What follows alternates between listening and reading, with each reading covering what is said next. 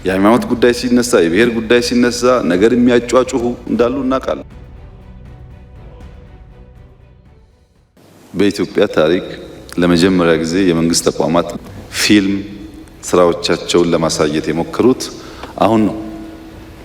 ድሮ መከላከያ ታንክ ፍለጋ፣ ሄሊኮፕተር ፍለጋ ጥቂት ዘመድ ያላችሁና ሰው የምታውቁ ሰዎች የ5 ደቂቃ ሲን ወስዳችሁ ሊሆን ይችላል። መከላከያ ግን አጠቃላይ ኢንዱስትሪውን የሚገልጥ አየር ኃይል የሚገልጥ ስራ አሰርቶ አያውቅም። አርቲፊሻል ኢንተለጀንስ፣ ኢንሳ፣ ኒስ ማን የቀረው?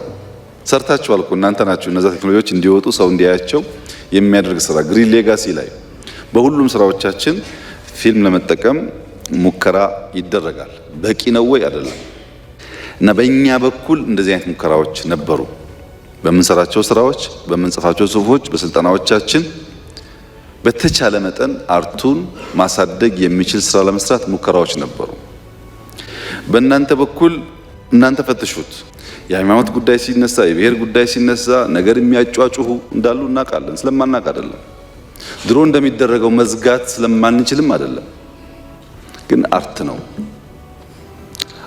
እነሱ አርቱን ስላላከበሩት እኛም መልሰን እነሱን ባለማክበር አርቱን ማራከስ የለብንም በሚል ነው የታለፈው እንጂ ከኛ ምንዳ እየተጋራ መልሶ ደግሞ የሚሰራ ሰው እንዳለ ስለማናውቅ አይደለም።